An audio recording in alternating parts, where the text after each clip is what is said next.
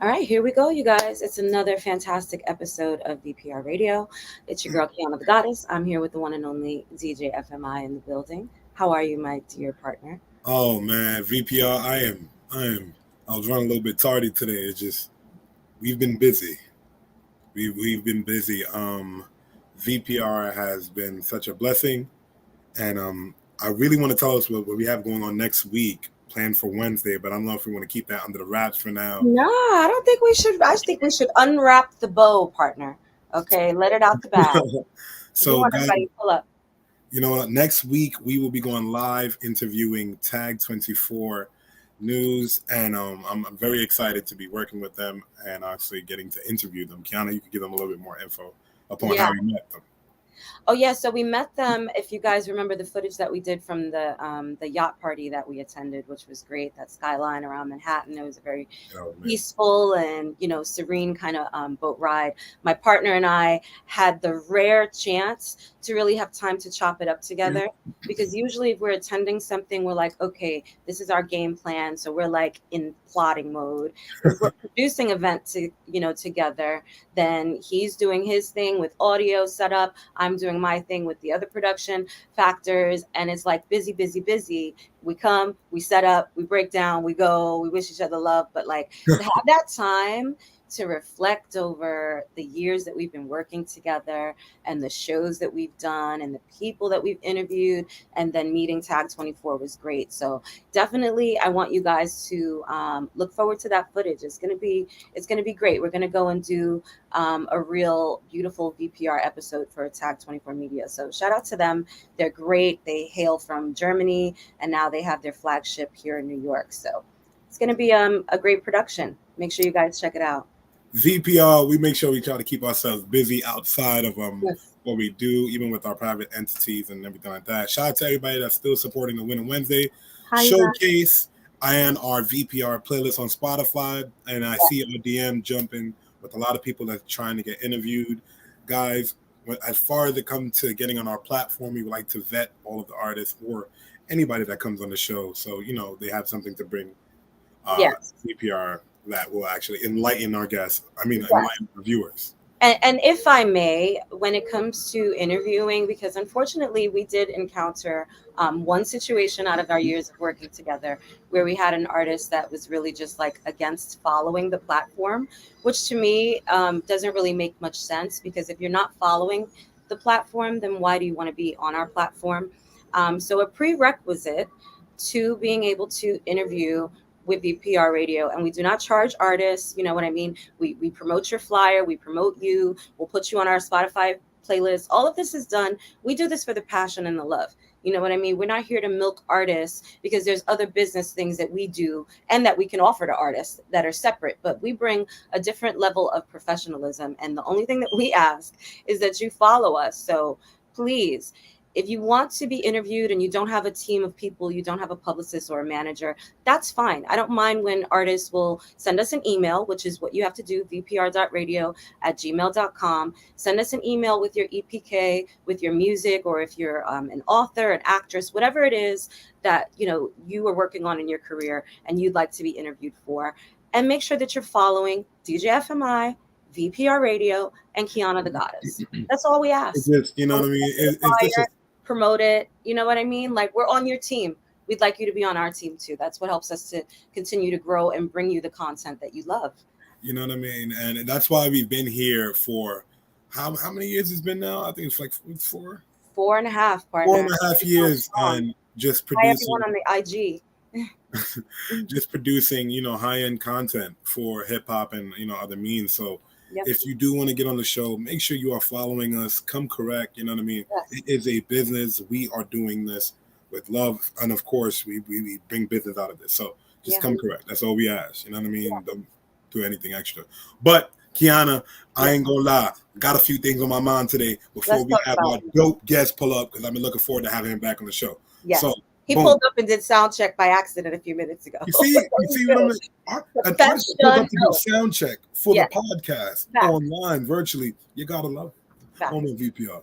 But tell me what you want to talk about, partner. I'm So gonna New York City, tri-state area, and the world.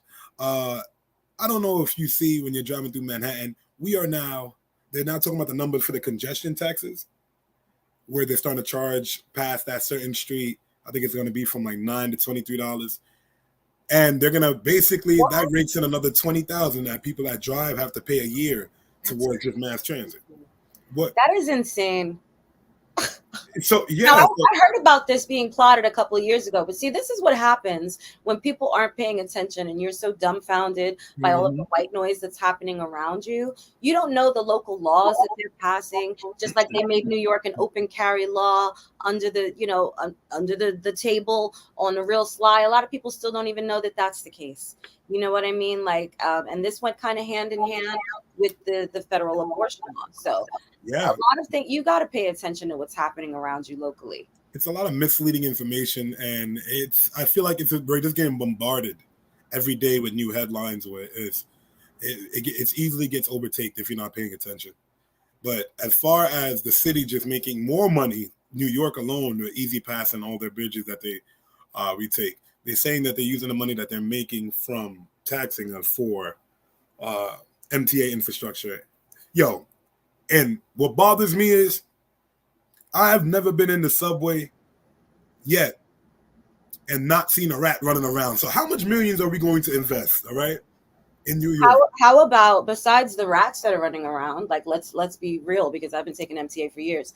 How about the countless homeless people that are roaming around, the countless mentally ill people that are roaming around, sleeping on the trains, urinating on the trains? Like, where's the continued police presence and safety on the trains? I mean, just go to Broadway Junction and just stand there for like 15 minutes, bro. Just stand between, like at the bottom of the escalator between the J trains and the A trains, like it's lit. And there's a police station right there. Lit. And the police station is right there, and it's still lit AF. You understand? Somebody said drop my friend and her babies at Broadway Junction the other day. I was like, what? Let me walk you down there. You need a taser? Do you need a taser? Just in case. No, honey, we got her in an Uber, honey, because I was like, that is good. No, but for me, just waking up and seeing that, I'm just like, I do hope that the money's being used correctly. That's all we can do and hope with all the taxes that we pay. But it's just another way New York City is just becoming more just a big part of the problem is a lack of accountability, right? Because the fact of the matter is that these other outside New York City brings in a lot of outside contractors, MTA, all of these different corporations, right? Mm-hmm. And these contractors are billed at whatever high rate per hour. And then they also get overtime. And a lot of times there's overtime. All of those things are being stretched because there's long amount of times where they're just sitting idly. You know what I mean? Nothing is happening. Get in the bag. Nothing is going on. Get in the bag. They're going on lunch, they're taking all these long breaks, and they're still having all of these billable hours. So like, where's the accountability? You know what I mean? Like, where's the audits to these books and what's happening? Because the fact of the matter is that MTA is always screaming that they're broke. But every time I do happen to go into the MTA system, the whole train station is broken down, but I'll see some new, LCD screen with a bunch of different commercials waiting for it. I'm like, how much did that cost? I don't know. Where's our priorities? It's like living in the projects, driving a Benz, getting hardwood floors on your project floors. You feel me? Like, you're investing in something you don't own. And that's what kills me. And that's the perfect example. I'll never forget, much time we go and pull up to the hood and you see a Bentley parked out front. First off, if you could afford a Bentley, why are you even here? Facts. Why are you renting? And let me tell you something. That's all about to change too, because if you guys are not aware, they're privatizing housing. They're privatizing housing. They're going to gentrify it. They're going to put all of that rent all the way up. Okay. I tell people, when I see people that are have that rent restrictions and stuff, that's going to be broken. And what's that going to do? It's going to push you out so they can continue to maintain and improve on those grounds. I always tell people, if you live in the hood and you see them build a Home Goods next to it, understand your home is as good as gone. Your home is as good as gone if they build a Home Goods next to your project. I promise you that. FMI is crazy. Your home is, if they build a Home Goods in your hood, your home is as good as gone. Yeah, that's your home is their home. That you're going to get bought out. And that's why, you know what I mean? We live in New York, so that's happening more and more. And they're pushing native New Yorkers out, and you're Yeah. seeing everybody go to Florida, you're seeing them go to Texas, you're seeing them, and it North is Carolina, it, South it sucks, but Carolina, Atlanta, Virginia. it sucks. It just here we are, Yeah. But Kian, I got a better question for you. Yeah. So early 2000s, I'm gonna bring you back, right? Okay. I like What that. is your what?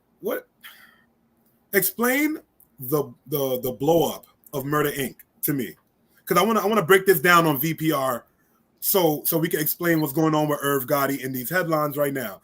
So Well, I think that it's and shout out to Ashanti, who's also a Libra like us partner, right? Hey, what's going on, everybody? So when it comes to things like this, I feel like there's so much he said, she said. We kind of have to extrapolate information from each story and see the components that make sense, because I don't think anyone is going to be fully transparent. And I think when it comes to Irv, like there's a lot of emotion still, clearly, which has got to be uncomfortable for his wife.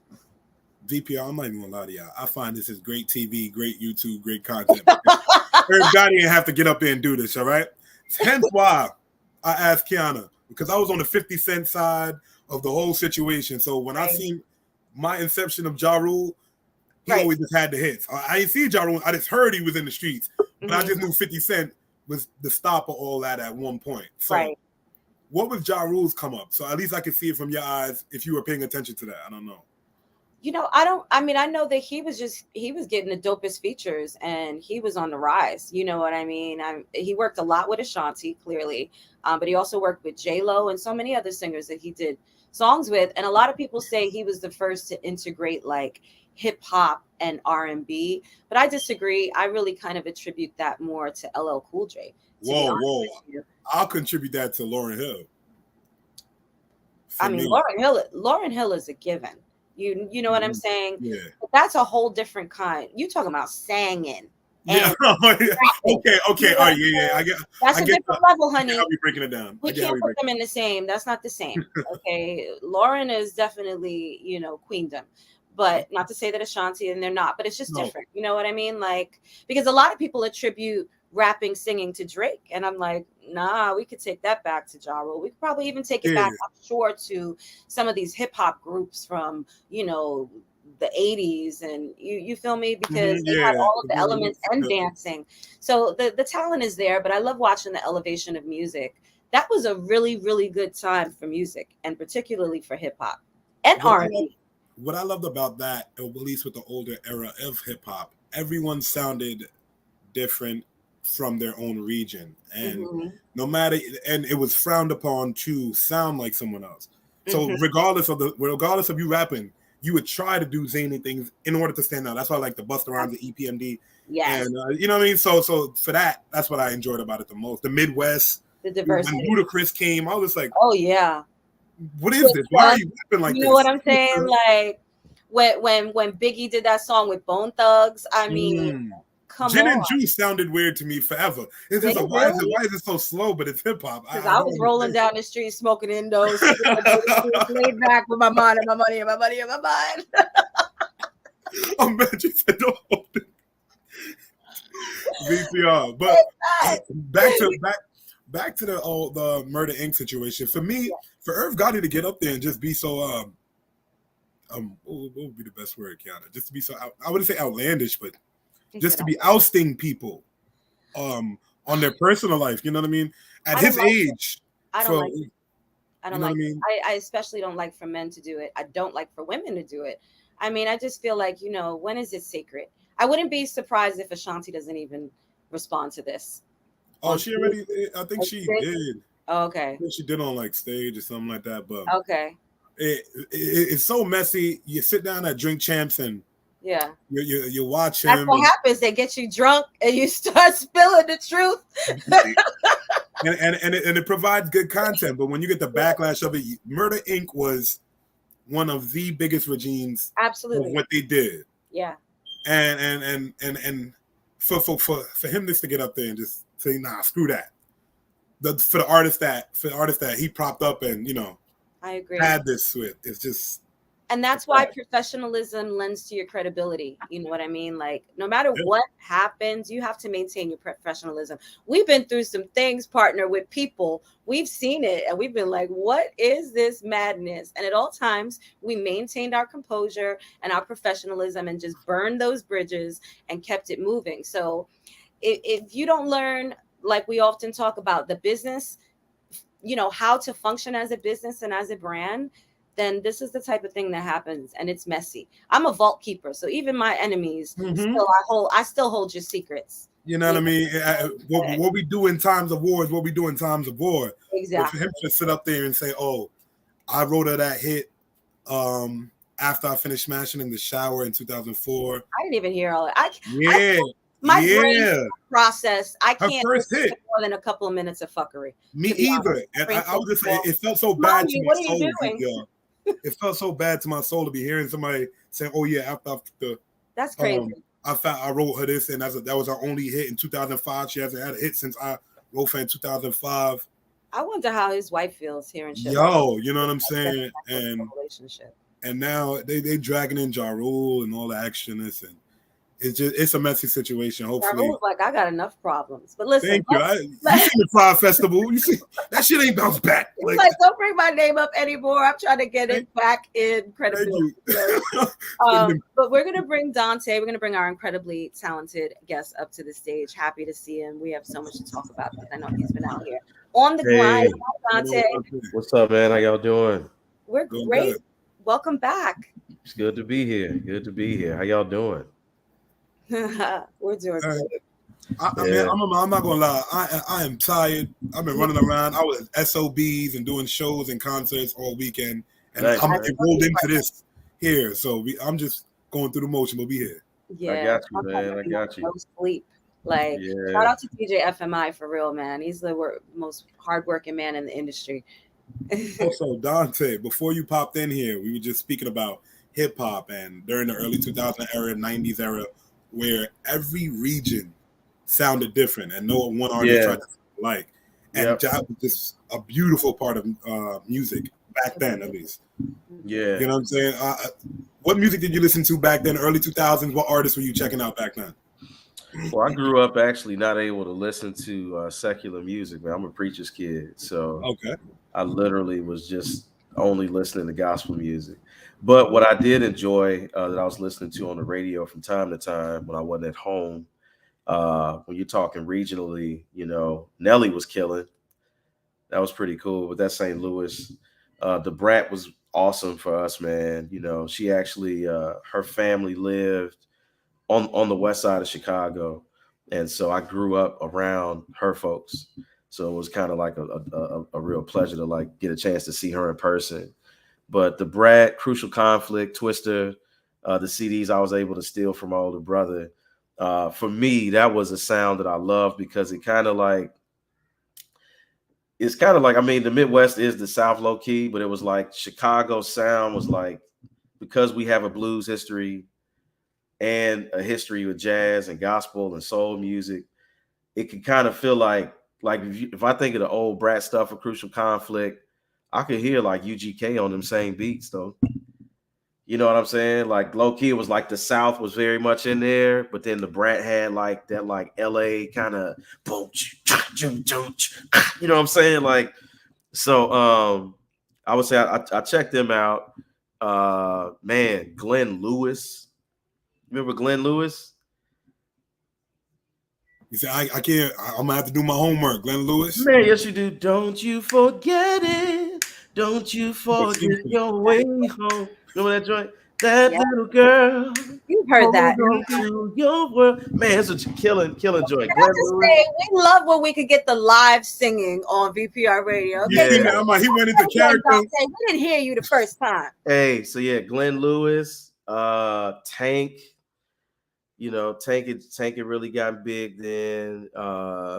Man, Andre 3000 low key. I was like, you know, I was in high school from 2000 to 2004, so he was a major influence for me. Fashion wise, you can see him wearing the scarves and like quoting all this 70s stuff. I kind of got that from him low key. But then for real. But then outside of that, it was really just a lot of gospel music, and that's also when I first got into jazz too. About that time, so it was like all over the place. And then, once I got to college in 2004, I was in Nashville, so that was like my introduction to 3-6 and UGK and all the North Side, South Side chop and screw music out of Houston. A lot of my classmates were from the Bay Area, so it was like that whole like Tell Me When to Go, it just came out. Drop It Like It's Hot, it just came out. And it was wild, man. Can't Stop This Pimpin' was like the hit. I don't know if I'm familiar with UGK, man. Okay. No, I'm sorry. Can't Stop This Pimpin'. It's 8 Ball and MJG. Okay. I'm like UGK. I gotta check that out. Yeah. It's funny that you say that because that you couldn't listen to secular music. So while I didn't grow up in like a Baptist church or whatever, when I was around maybe 6 years old, my mother started studying with Jehovah's Witnesses. So everything is worldly. So I wasn't allowed to either. But I used to be at my grandmother's house making pause tapes off the radio. You guys remember pause tapes? Yeah.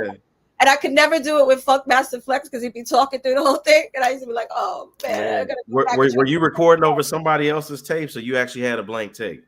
No, sometimes I have blank tape. Sometimes I have to put the tape and be like, oh, I don't need this anymore. Yeah. Man, that was such a science. Y'all remember doing that stuff. Yeah. Yes, we became like technicians and engineers to get our music. You feel me? Yeah. Now we have iPhones and digital streaming, and we were forgetting that we had CDs and tape decks, and when you have to go over a bump, your thing used to skip and be like, God damn, that's my favorite part of the song. Now I got to bring it back from the beginning. Yeah, man. Anyone ever played a tape so hard over and over that you popped it and you just did a little snip and tape back together so that you wouldn't have to throw it away again? I wasn't that good. Really? I was so delicate with it. Little scissors, tiny little piece of scotch tape with some tweezers. Oh man, yeah. I just left it alone at that point. Oh, well, I was like, no, you gonna play again. Well, what's going on, Dante? I see on your Instagram you are everywhere. You're on stages. You're playing. You're doing skits. You're doing it all. How's everything been with the music? Have you been in the studio? Are you working on new projects?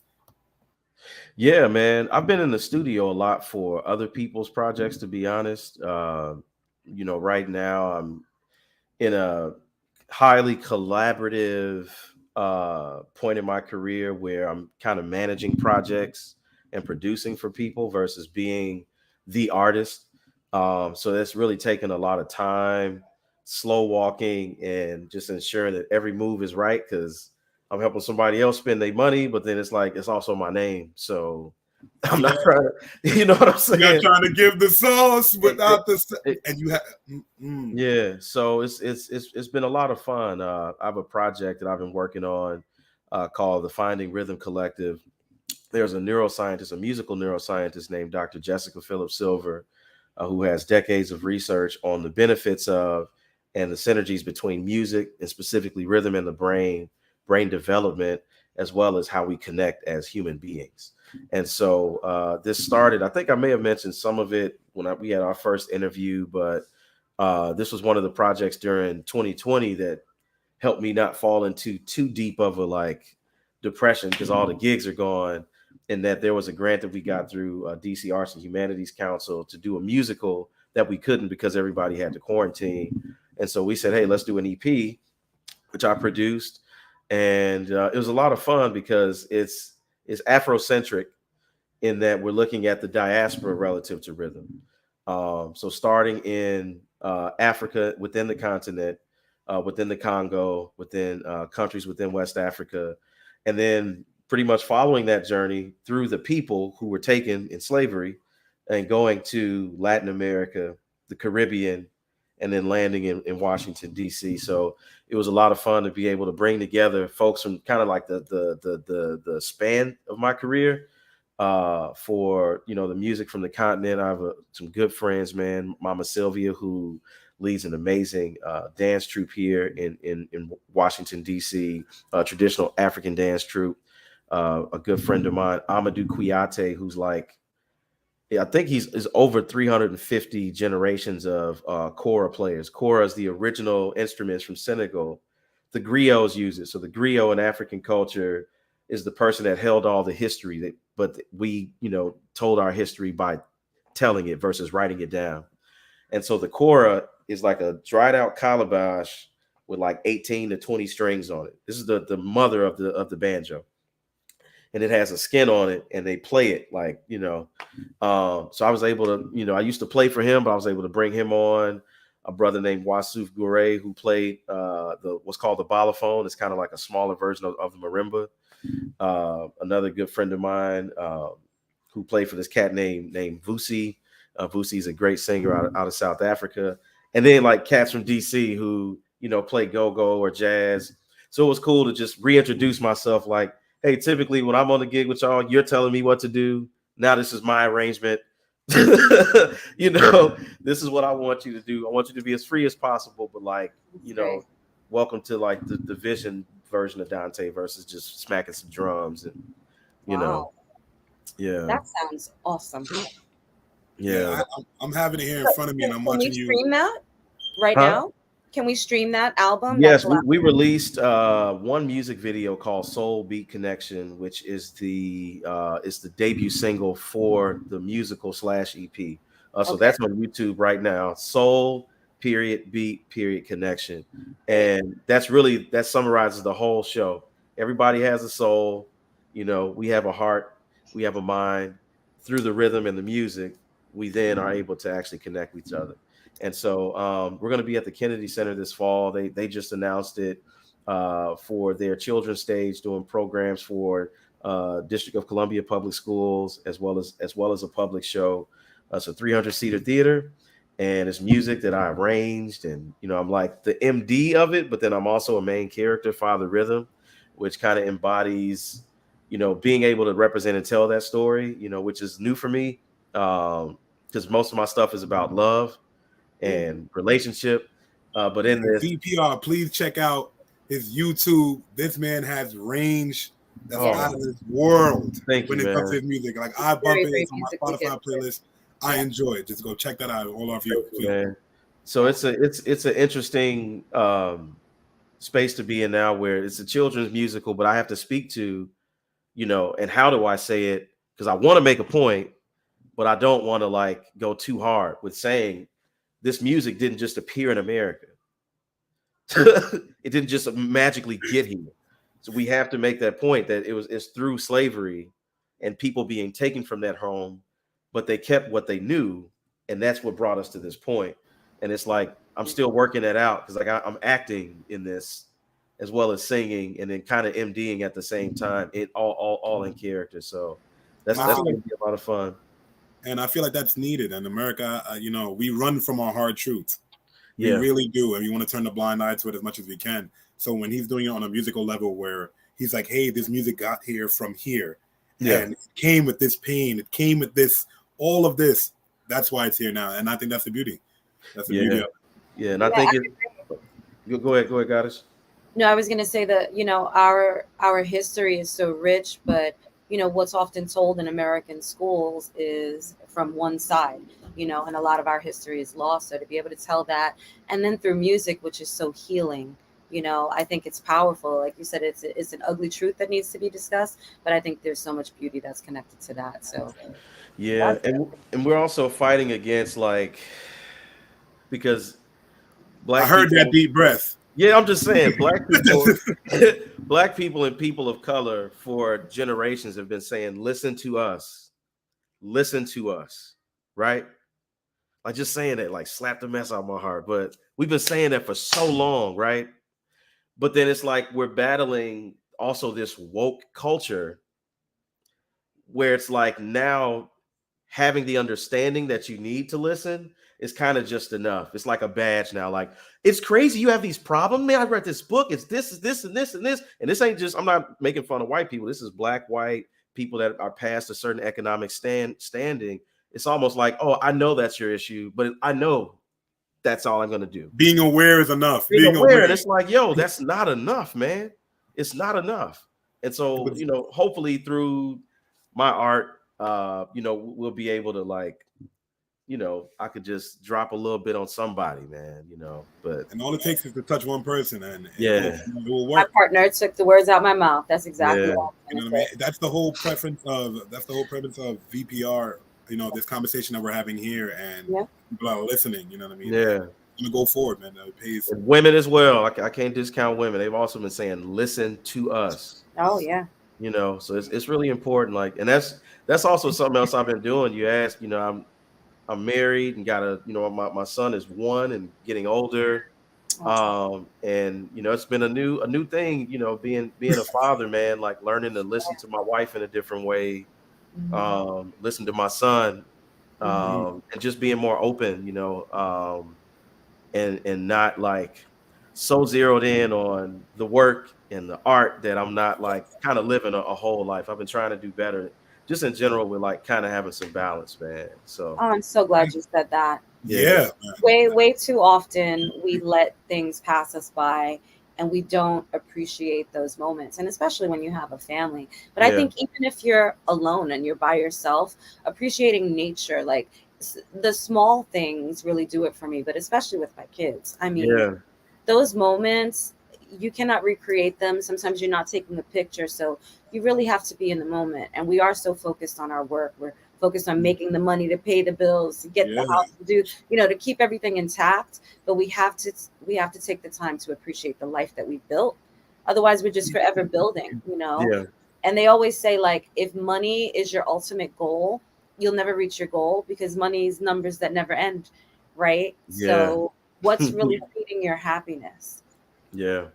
And I feel like, you know what I mean? As entrepreneurs, musicians, we get lost on the path.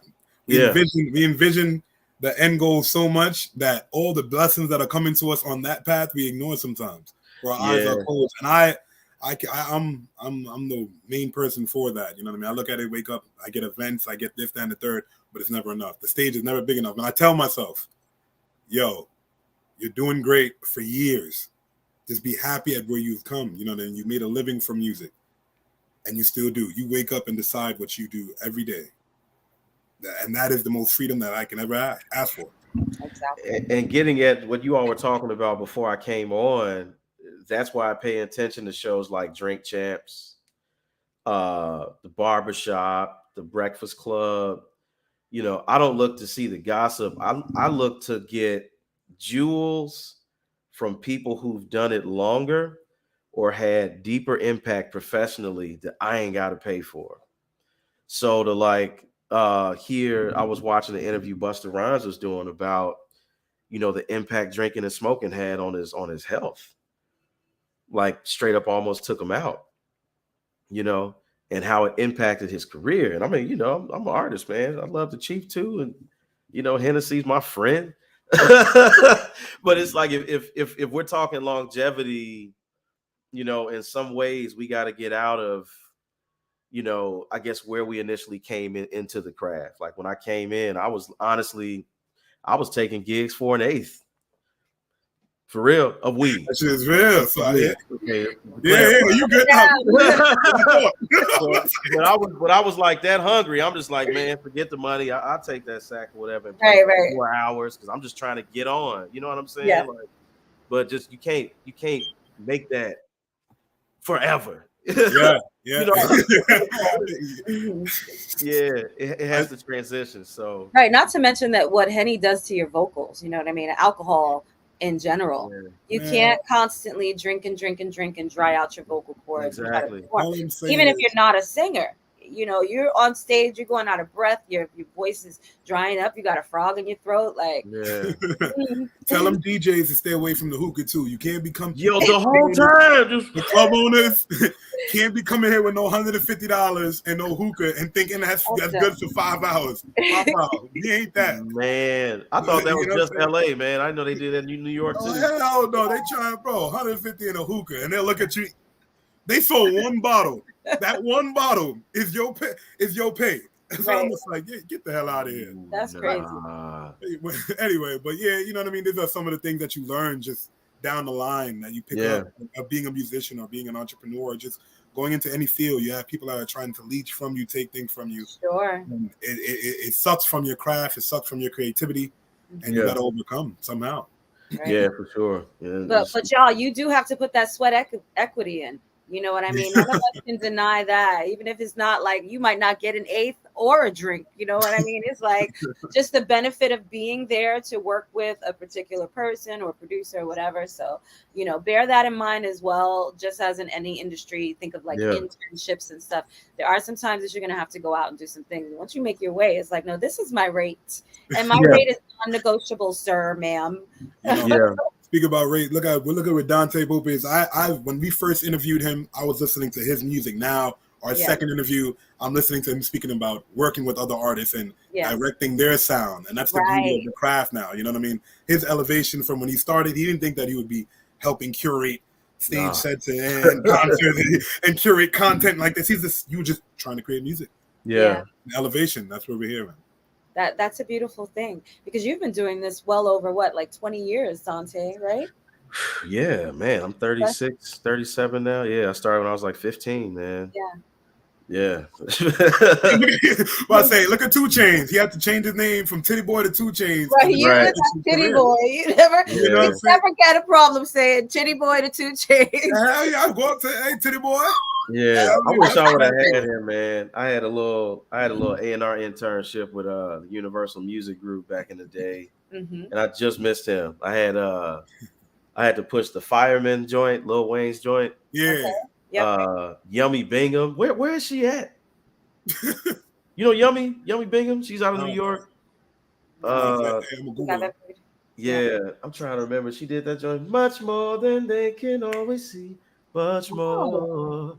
Okay. Much more they always see, believe me. I'm trying to, but what rap group is that? They did I saw it on Dave Chappelle, and then I'm tripping. Who did Stakes is High?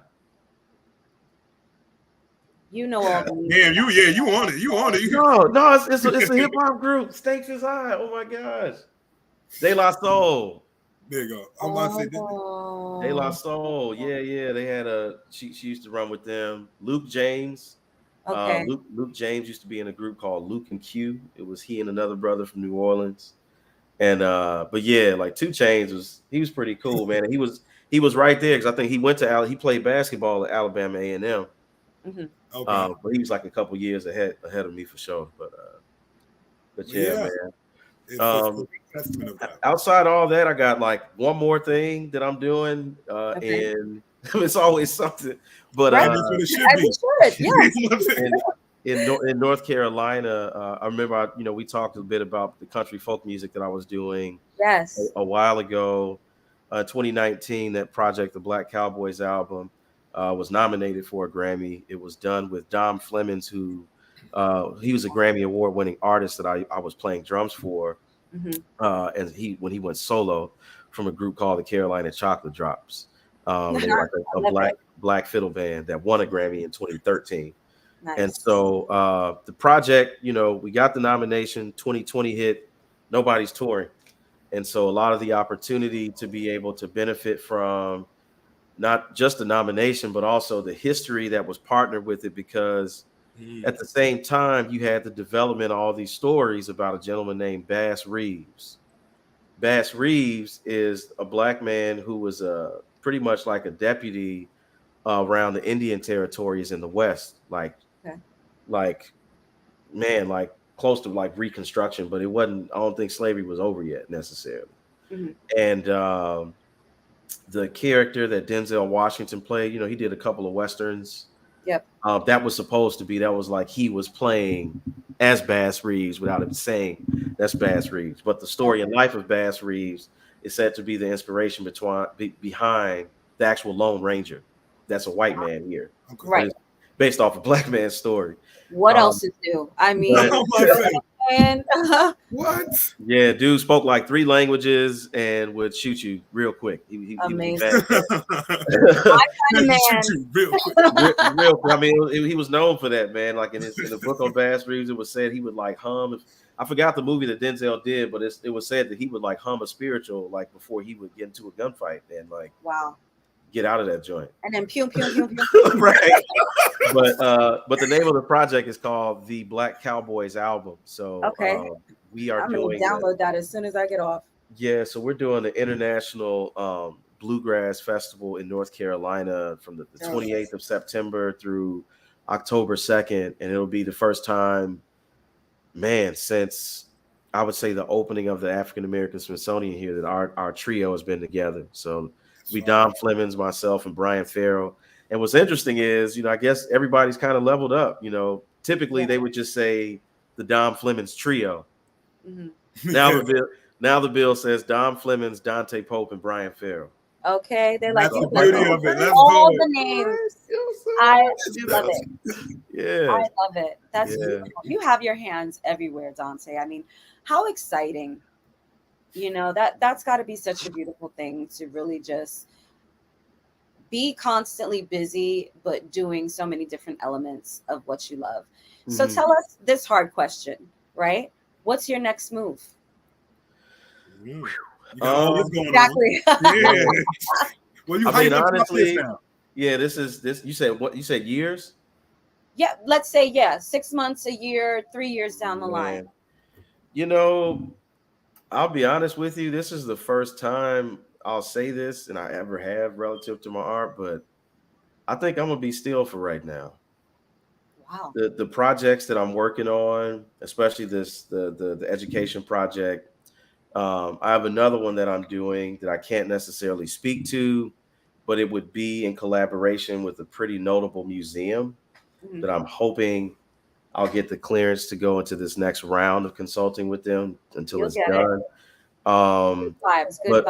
But I'm enjoying just being still because it's giving me perspective on how to enter into partnerships. Mm-hmm. And I'm also seeing where I messed up when trying to reach out to get at people before. Because it's like I have some representation, but in a way I'm my own management as an indie. And so, they're just cultural dynamics that are different. If I'm reaching out to like a radio station versus a blog or a producer. And honestly, I've been stumbling around all of that. I think partially that's why I've had to do a lot on my own, just because it's like, oh, okay, maybe I messed up that email, or I didn't have the rate this cat needed. You know what I mean? Right. But I'm kind of just being still and figuring out where my voice is. I will say in the next 6 months, I've been partnering with my big brother Wes Felton on music, producing for him, but he's producing a project for me. It's kind of like an electro funk project. Okay. But I'm trying not to reference any of the soul licks or even timbre that I use. Like I'm kind of going for like you're pushing yourself. You're taking away one of your superpowers and trying to get it. Like a Daily meets Michael McDonald meets Thundercat. Wow. Okay. I love you know what I'm saying? Yeah. Like Daily is like, okay, that's soul. Thundercat kind of got this like effort to his singing where it's like, it'll work. It's real. That'll do. Yeah, but then Michael McDonald has like his timbre or something else. So I kind of want to like really like see if I could change my sound, like not use vibrato as much, like a straight tone album, use a different range, and like kind of become a character. I think a lot of the music and projects I've done is just like, okay, I got all these songs, like I'll find some commercial. Yeah, but it's like with this one, it's like this is the first time every song will be connected. And it's like a character I'm trying to embody, man. I was looking at how Pusha T was talking about how Pharrell was pushing him with the project that they did. Mm-hmm. And he was saying how Pharrell was like, man, you just rhyming. Like, you know what I'm saying? Get your backpack and get out of here, dog. Like, I need you know what I'm saying? He was like, you know what I'm saying? You want to be a backpacker, go out there and battle rap. But he's like, if we gonna do these records, like I need you to like really become somebody else. Right. Mm-hmm. And I'm kind of trying to tap into something like that, man. To like, I love it. Explore it. Yeah, just explore a little bit, It's pushing your artistry, and I'm always here for that. Yeah. Anybody can wake up and do the same album that they've been giving for the last few years. But when an artist chooses to pick up on a different sound and key in on it and make it work sonically, that's an artist. So question, what are y'all spending like when you out, if you doing a party right now, FMI, okay. What is New York still New York, only want to hear New York? Or it's like y'all, you're not selfish. You so dense with Thank talent, you for asking me this question. That's great. This one I'm not ready for a VPR. See how you asked me something? It's your turn to take the deep breath. So right now, hip hop, drill music is really taking a sound of hip hop music, whereas people go out now and they're waiting for that. Mm-hmm. They're waiting for and there's different types of drill now. So there's hype, there's aggressive, and I could put on the what's my name right. to me, and then into the yummy, and then and into, you see what I'm saying? But yeah, hip hop, New York does still want to hear their champions. I ain't gonna lie to you. That's and good. They want to hear their little babies. They want to hear everyone else, but mostly they're young artists. That's what I must say. Nice, man. And that Beyonce too. That Beyonce album, the new one. I respect it.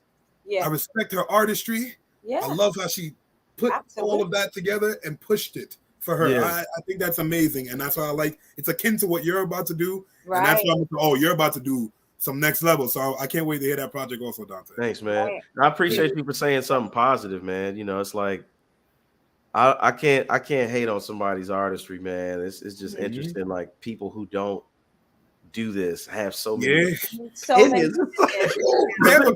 entitlement and opinions, and you don't even know what that artist is going through in their life to be creating that body of work. Mm-hmm. But then you could just, this is the most boring shit in the world. Yeah.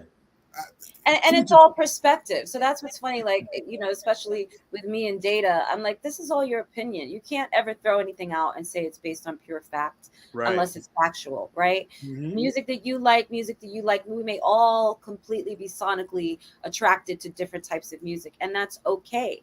You know, for me, and we were talking about this last week when we were discussing Beyonce's album, I love watching an artist climb, whether they're an actor and they start out in these types of roles. And then you see the elevation and the escalation. Then next thing you know, they're executive producing and they're writing scripts.